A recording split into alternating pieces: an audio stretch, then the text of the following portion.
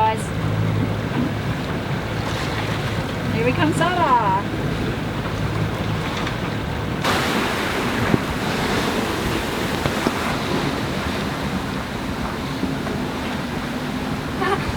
Well, the wind's backing nicely, as Predict Wind said, which means we're going to steer straight for Saba. Yay. And we're lucky at the moment, just dodging a couple of squalls on each side of the boat.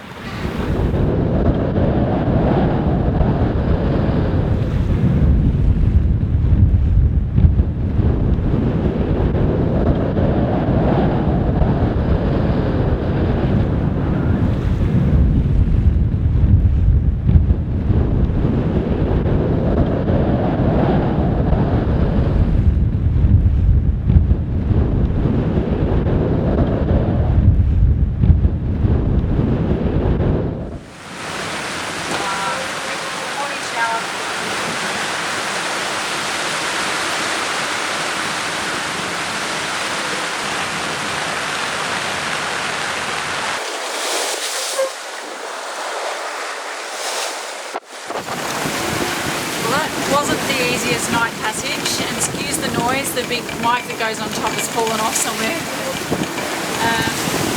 Most of the night the wind was above 20 knots, up to 28 in some squalls, which doesn't sound a lot, but the whole night we've been just upwind, beating into the wind and the waves. And we knew that, I mean, that had to happen. So on our way up these islands we've been reach or wind on the quarter or downwind, really nice sailing. Upwind, not quite as nice, and just choppy confused seas.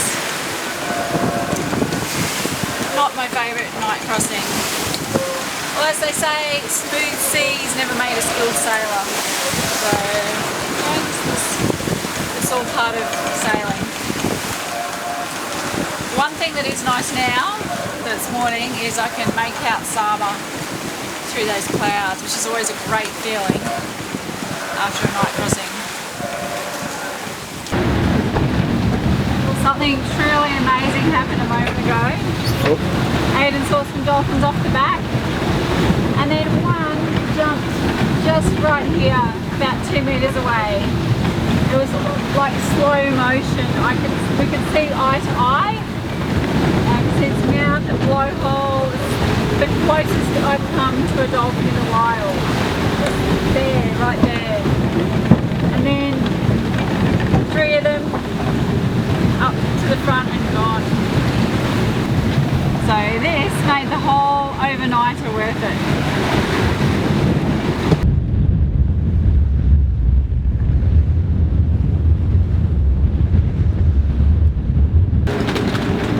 Well, that was definitely one of the toughest overnight passages we've done. Just the 18 hours close haul into the wind, the slamming of Tranquilo off the waves into the troughs meant that I didn't really get much sleep at all. But it is a spectacular setting, very windy though, and there's no way you can anchor around here. It's all very rocky. So we're in a mooring buoy, and yes, we've pulled back at 1500 revs, and also with the gusts about 20 knots. I'm pretty sure we're gonna hold. Yeah. It's good to be here.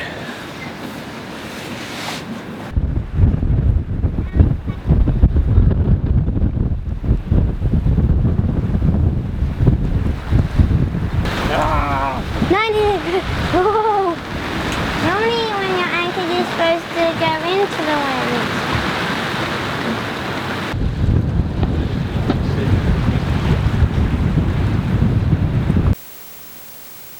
The question is, how do we get onto this desolate piece of island?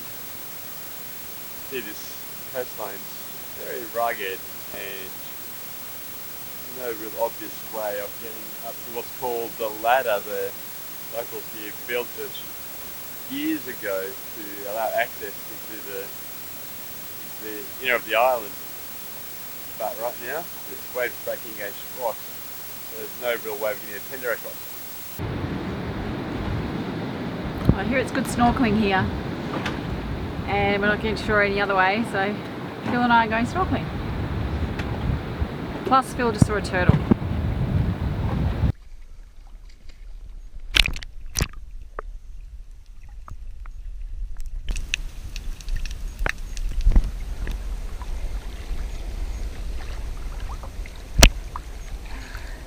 Can't see squat.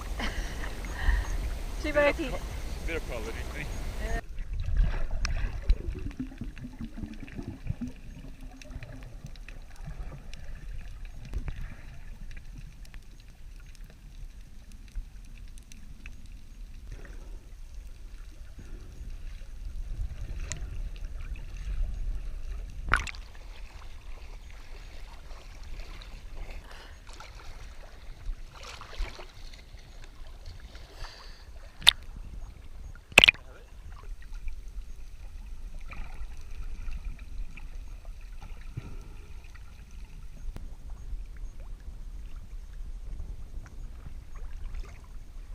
Well, unfortunately, that was very murky right on the coast. You could just make out coral pretty much right when you got to the coast. Shame. It's only down here that it becomes really clear. We did see a ray, but also it's spooky. There's all these antennas just bedded down on the ground. No idea what they're for. Yeah, a bit weird. So, like the whole island, we can't get to shore, and we can't do much in the way of snorkeling, so it's tantalising, but very much not seeing everything that's there. It's my new favourite spot on Tranquilo. It's the best sunbathing spot where when there's no beaches to lie on. And bonus is it's always out of the wind because Tranquilo always faces into the wind.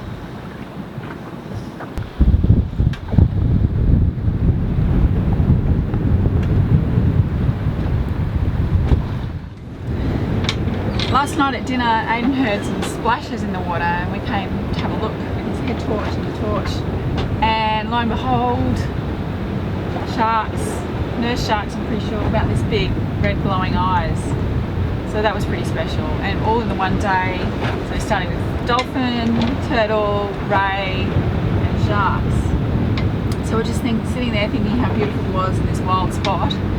I came over to tighten the steering wheel, which was still bouncing around a little. It was pretty rough, so the rudder was still being hit by the waves.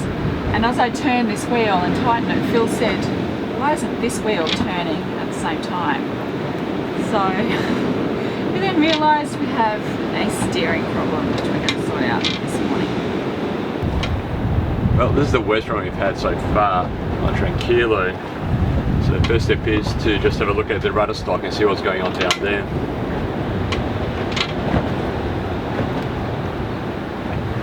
By the way, you'll recall we had a look at this in St. Lucia because of all the people who had problems with their autopilots, so it was fine back then.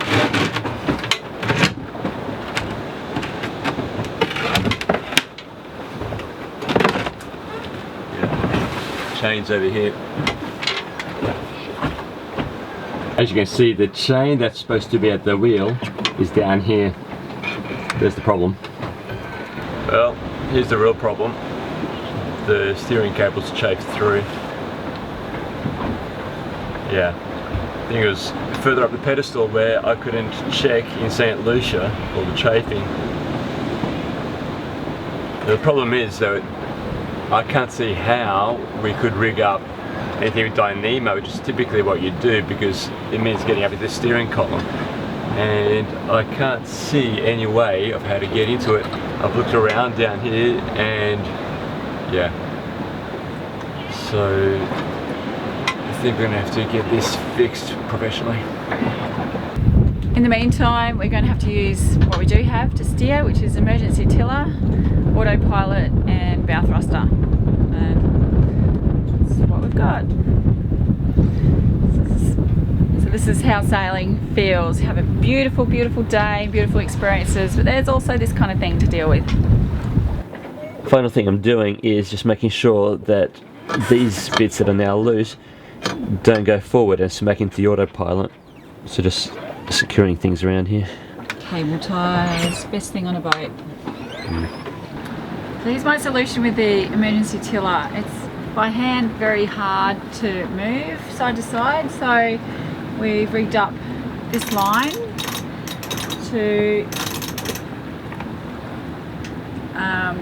one on each side. Obviously the first problem was, how do you keep a rope here, because there's no loops through here. So we've fed the rope through and tied a bowline just to give it some purchase and wrapped it, and that's going to stay on the end, because of course if you just wrap a rope it's likely to keep shifting down this way and then you've got no purchase at all there. I'm going to come out of here on autopilot, but I really want this in place for the rest of the trip, because we've got, what is that, 37 nautical miles to St. Kitts.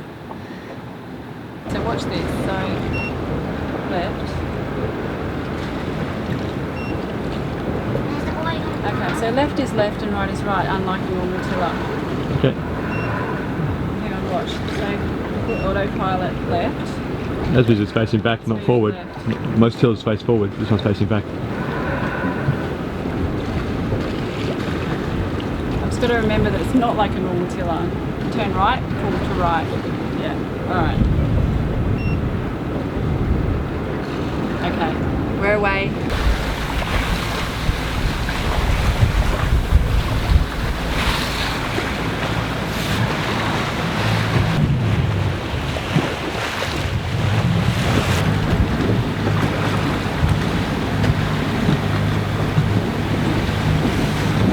Go around this corner and away from the dive boat, and then we'll set it up on the drums.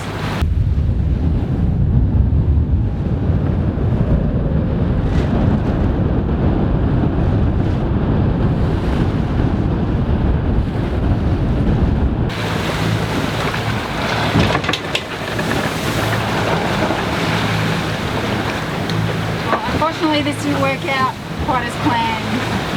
Actually really hard work with one of us on each drum trying to ease out and keep on and just get it exactly right to go straight. It's actually much easier to keep it straight by hand, but it's quite a bit of work for the next, how many hours? 6 hours.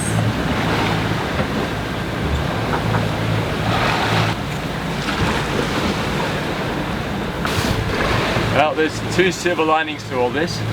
Firstly, it happened when we were moored rather than across the Atlantic or an ocean passage, so we just had a bit more time to prepare and also check what exactly went wrong. And the second silver lining is I'm getting some exercise. Well, it's a real shame about the steering cable, because we only got that one day in Saba. And I was really looking forward to exploring the town with all those crazy houses high up on the hill, and also climbing the extinct volcano in the middle. There's also one on Statia, but again we're going to have to zip past Statia and continue on to St. Kitts, where we're more likely to find someone who can help us with a new steering cable. So there'll just have to be another trip another time.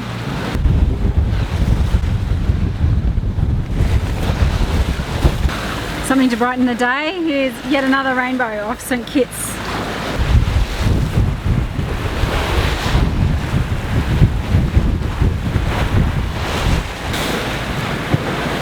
That is Brimstone Hill and its fort on top. It's the location of the final battle between the English and the French in 1792 over possession of St. Kitts. The English won. This is Tranquilo.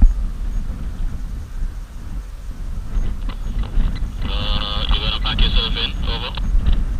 That's what we're going to try and do, yes. Over. Okay, affirmative. If you're unsuccessful, you can just chain the fenders over on the other side of it.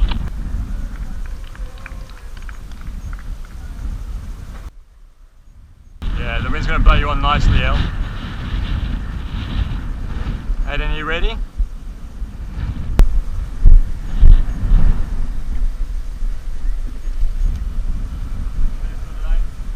I'm ready.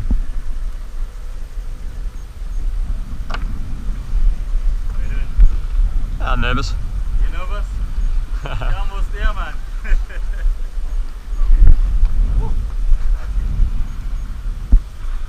Thank you, gentlemen.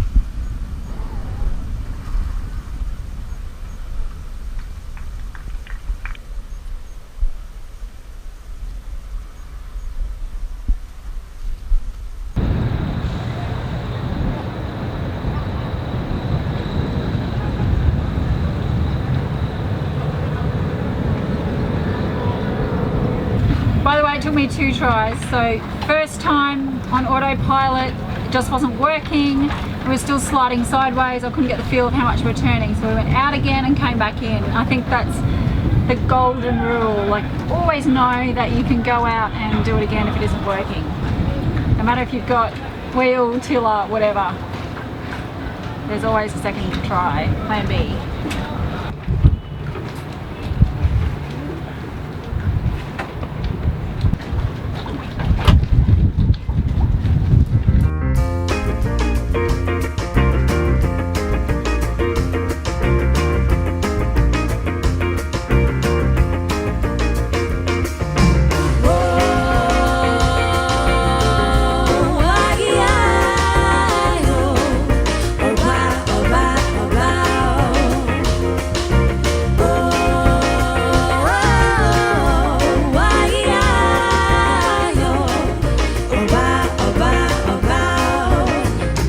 If you like this video, please click like below and subscribe to follow our adventures.